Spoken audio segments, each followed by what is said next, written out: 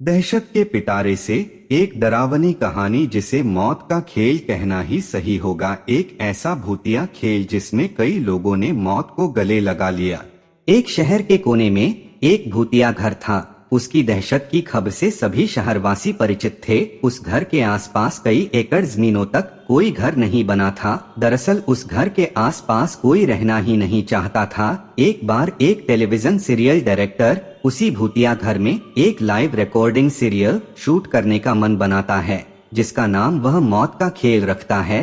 इस खेल में चुने हुए प्रतिभागियों को भूतिया घर के अंदर पूरी रात गुजारनी होगी और इस दौरान हर कमरे में कैमरे लगे होंगे जो इनके डर भरे पलों को रिकॉर्ड करेंगे और अंत में जो प्रतिभागी बिना डरे पूरी रात गुजार लेगा उसे 1 करोड़ की इनामी राशि दी जाएगी। सीरियल डायरेक्टर मौत का खेल की घोषणा सारे शहर में कर देते हैं, लेकिन उन्हें प्रशासन का एक नोटिस आता है कि आपको उस घर में शूटिंग करने की इजाजत नहीं मिल सकती।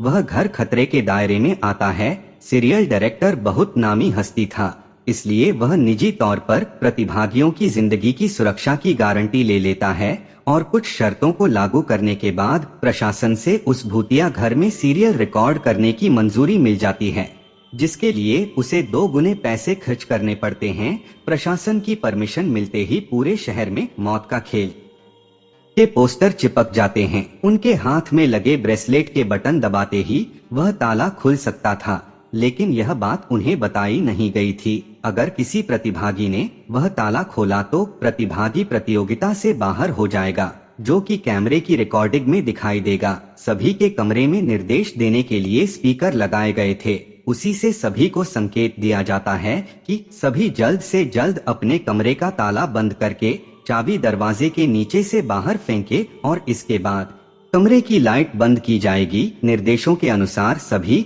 अपने कमरे को अंदर से बंद कर देते हैं और चाबियां दरवाजे के नीचे से फेंक देते हैं। कैमरे नाइट मोड रिकॉर्डिंग के अनुरूप लगाए गए थे, इसलिए भले ही प्रतिभागियों के कमरे में अंधेरा हो, लेकिन दर्शकों को टेलीविजन स्क्रीन में सब कुछ नजर आ रहा होता है। धीरे धीरे डर की दस्तक हो जाती है। प्रतिभागियों में से एक लड़की अचानक अपने कमरे में चीखने लगती है। उसे ऐसा लगता है कि कोई उसका गला दबा रहा है और वह छटपटाने लगती है। कुछ ही देर में वह डर से बेहोश हो जाती है। उसके बेहोश होते ही लाइव सीरियल देख रहे दर्शक घबरा जाते हैं।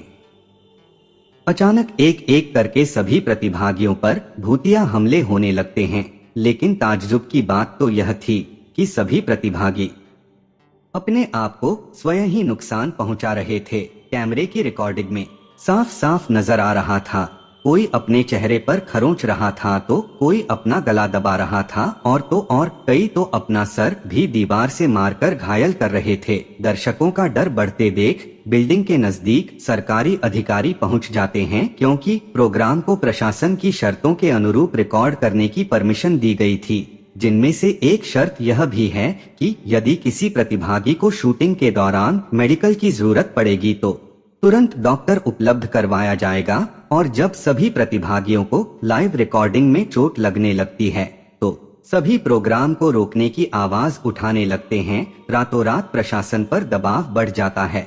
दर्शकों में दहशत फैलते देख प्रोग्राम का प्रसारण रोकने के आदेश आ जाते हैं। तुरंत प्रोग्राम का टेलीकास्ट रुक जाता है और अब जद्दोजहद होने लगती है।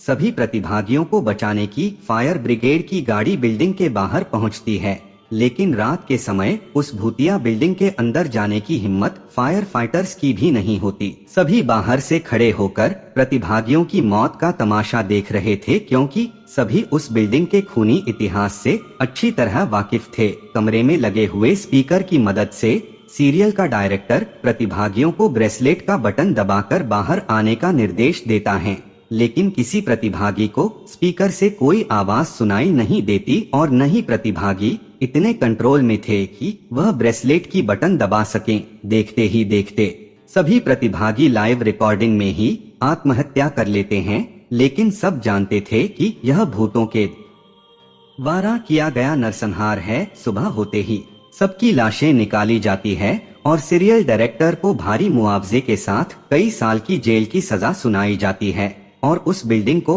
हमेशा के लिए नो विजिट जोन घोषित कर दिया जाता है और इसी के साथ यह कहानी समाप्त हो जाती है।